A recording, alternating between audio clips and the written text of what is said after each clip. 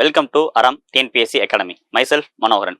இன்னைக்கு இந்த வீடியோவில் என்ன பார்க்க போகிறோம் அப்படின்னா, நம்ம ரீசெண்டாக நம்ம Tamil Nadu chief minister mister M K. Stalin sir open பண்ணி வச்ச கோயம்புத்தூர்ல இருக்கக்கூடிய இந்த ஜிடி நாயுடு ஃப்ளைஓவரை தான் பார்க்க போகிறோம். ஓகேங்களா? இந்த ஜிடி நாயுடு ஃப்ளைஓவருங்கிறது இம்பார்ட்டண்டான பர்சனாலிட்டியான எமினன்ட் பர்சனான ஜிடி நாயுடோட பெயரை வச்சிருக்காங்க. இவரை வந்து நம்ம என்னன்னு சொல்லுவோம் அப்படின்னா, எடிஷன் ஆஃப் இந்தியான்னு சொல்லக்கூடிய அளவுக்கு மிகச்சிறந்த ஒரு அறிவியல் விஞ்ஞானி. ஓகேங்களா? ஸோ இந்த பிரிட்ஜை பார்க்கறதுக்கு முன்னாடி இந்த பிரிட்ஜோட ஃபேக்ட்ஸ் என்னன்னு பார்த்துடலாம். ஓகேங்களா? ஸோ ஜென்ரலாக இந்த பிரிட்ஜ் வந்து பார்த்தோம் அப்படின்னா சிங்கிள் ஸ்ட்ரெச்சில் ஒரு 10.10 கிலோமீட்டர் இருக்கக்கூடிய தமிழ்நாட்டில் மிக நீளமான ஒரு பாலம்னு இந்த பிரிட்ஜை சொல்லியிருக்காங்க. ஓகேங்களா? ஸோ அப்போ தமிழ்நாட்டில் இது லாங்கஸ்ட் எலிவேட்டட் காரிடார் அப்படின்னு மென்ஷன் பண்ணியிருக்காங்க. இந்தியாவை பொறுத்த வரைக்கும் இதை செகண்ட் லாங்கஸ்ட் காரிடார்னு சொல்கிறாங்க. ஸோ அப்போ ஃபர்ஸ்ட் லாங்கஸ்ட் எதுன்னு பார்த்தோம் அப்படின்னா ஹைதராபாத்தில் இருக்கக்கூடிய PV நரசிம்மராவ் எக்ஸ்பிரஸ்வே. இது எப்போ ஆரம்பிக்கப்பட்டதுன்னு பார்த்தோம் அப்படின்னா 2009 ஒட்டுமொத்த கிலோமீட்டர் 11.6 கிலோமீட்டர் தூரத்தினுடைய இதனை கொண்டு முதலாவதாக இந்தியாவில் அதிக நீளத்தை கொண்ட ஒரு மேம்பாலமாக கருதப்படுது. ஓகேங்களா? இது பார்த்தீங்க அப்படின்னா ஹைதராபாத்தில் இருக்கக்கூடிய இன்டர்நேஷனல் ஏர்போர்ட்டையும் மெஹதிப்பட்டினம் சொல்லக்கூடிய ஒரு பிளேஸையும் கனெக்ட் பண்ணுறதுக்காக உருவாக்கப்பட்ட ஒரு பாலம் தான் இந்த இந்தியாவிலேயே மிக நீளமான ஒரு பாலம். தமிழ்நாடை பொறுத்த வரைக்கும் நீளமான பாலம் அப்படின்னா இப்போதைக்கு திறக்கப்பட்ட ஜிடி நாயுடு ஃப்ளைஓவர் தான் தமிழ்நாடை பொறுத்த வரைக்கும் மிக நீளமான பாலம். ஓகேங்களா? இந்த ஜிடி நாயுடு ஃப்ளைஓவரை பொறுத்த வரைக்கும் எப்போ திறக்கப்பட்டதுன்னு பார்த்தோம் அப்படின்னா கடந்த அக்டோபர் 9 நம்ம Tamil Nadu chief minister mister M K. Stalin sir வந்து பார்த்தீங்க அப்படின்னா ஓப்பன் பண்ணி வச்சாங்க. ஓகேங்களா? ஒட்டுமொத்த தூரம் 10.10 கிலோமீட்டர்.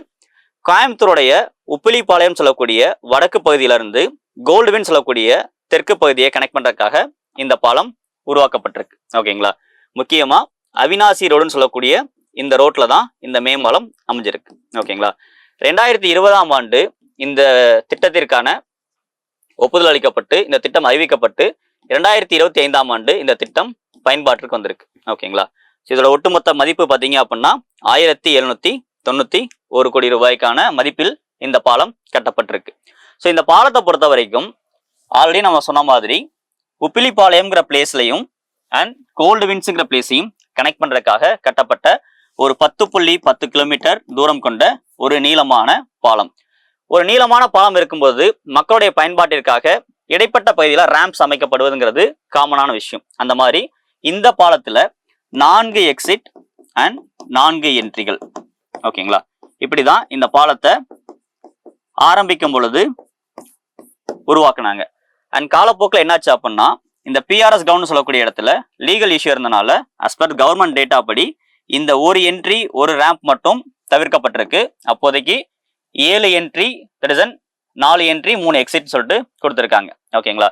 சரி, இதில் முக்கியமான பகுதிகள் பார்த்தோம் அப்படின்னா நம்ம அண்ணா சிலை, நவ இந்தியா, அதெல்லாம் பார்த்தீங்க அப்படின்னா ஏர்போர்ட் அண்ட் பீலமேடு, இந்த மாதிரியான முக்கியமான பகுதிகளை கனெக்ட் பண்ணுறதுக்காக தான் இந்த ரேம்ப்ஸை கனெக்ட் பண்ணியிருக்காங்க.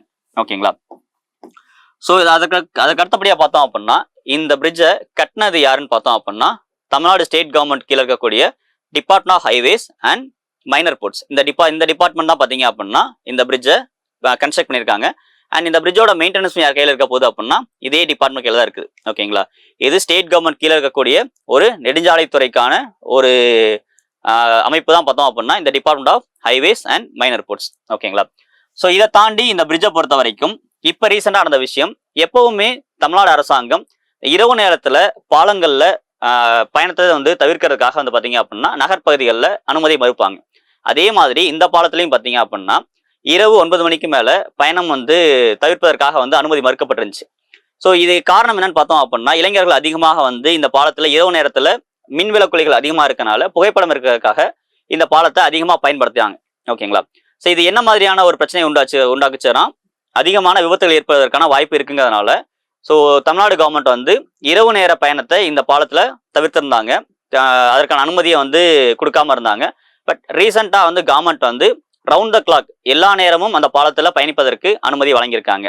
So this all about this news and GD ஃப்ளைஓவரை பற்றின மற்ற நியூஸ்கள் வந்து நீங்கள் வந்து எக்ஸாம் ஆஸ்பெக்டில் பார்க்கும்போது இது வந்து எப்போது திறக்கப்பட்டது அண்ட் அதெல்லாம் பார்த்தீங்க அப்படின்னா எந்த அளவுக்கு மிக முக்கியமான இன்ஃப்ராஸ்ட்ரக்சர் டெவலப்மெண்ட்ல நமக்கு முக்கியமான ஒரு திட்டமா இருக்குங்கிறத பார்த்து வச்சுக்கிட்டா போதும். தேங்க்யூ.